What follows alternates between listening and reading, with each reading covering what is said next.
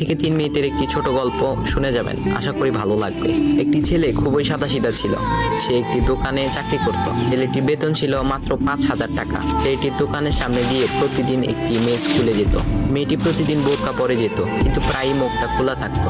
একদিন হঠাৎ করে ছেলেটির নজর পড়লো মেয়েটির দিকে। এভাবে বেশ কয়েকদিন যাবার পর মেয়েটি বুঝতে পারলো ছেলেটি তাকে লক্ষ্য করে।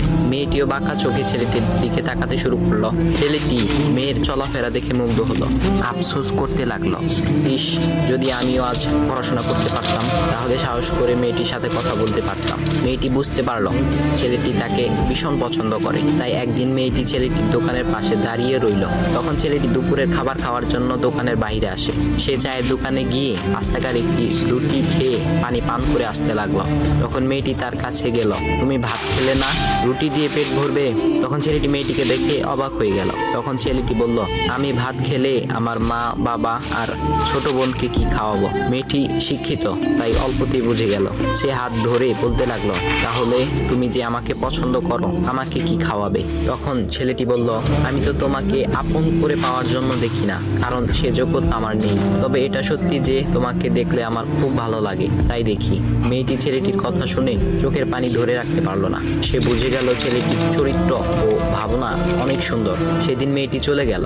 বাসায় গিয়ে রাত্রিবেলা মেয়েটি অসুস্থ হয়ে পড়লো। পরে তাকে ডাক্তারের কাছে নিয়ে আসা হলো।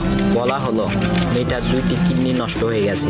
তখন মেয়ের বাবা ফোন করলো তার বন্ধুর ছেলেকে, যার সাথে বিয়ে দেওয়ার জন্য সে পাগল। কিন্তু মেয়েটি তার বাবার পছন্দের ছেলেকে বিয়ে করতে রাজি না, কারণ সে ছেলেটি টাকা থাকলেও কি হবে, তার চরিত্র খারাপ, সে লোভী। এদিকে মেয়েটির কোনো লোভ ছিল না। যাই হোক, ববু জামাই আসার পর তাকে সব খুলে বলল, তোমার থেকে একটি কিডনি খুলে আমার মেয়েকে দাও। তুমি তো বলছো আমার মেয়েকে তুমি অনেক ভালোবাসো, তাকে পেলে তুমি ভালো হয়ে যাবে, তাহলে আজ পরীক্ষা দাও। তখন ছেলেটি বলল, আমি আপনার রোগা মেয়েকে বিয়ে করতে পারবো না, আমার কি সুস্থ মেয়ের অভাব নাকি? এ বলে সে চলে গেল। বাবা তখন কেঁদে কেঁদে মেয়ের কাছে সব খুলে বলল। মেয়েটি বলল, বাবা তুমি কেঁদো না, একটা পথ এখনো আছে, আমাদের সামনে মোড়ে বড় একটা দোকান আছে না, তুমি সেখানে যাও। সেখানে যে তাইয়ুব নামের একটা ছেলে আছে, তাকে নিয়ে আসো, আমার কথা বলো।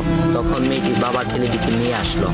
মেয়েটিকে দেখে ছেলেটির চোখ ভিজে পানি পড়তে লাগলো, কারণ মেয়ের বাবা তাকে সব খুলে বলেছে। তখন ছেলেটি মেয়েটিকে বলল, তুমি আমাকে একটা কিডনি দিবে? ছেলেটি বলল, কিডনি দেবার জন্যই আমি এসেছি। মেয়েটি তাকে বলল, তুমি কি চাও?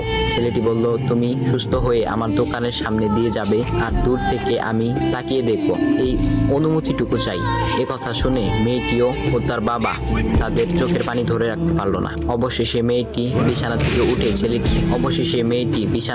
উঠে ছেলেটির 2 পা জড়িয়ে ধরে বলল, এ জীবনে তোমার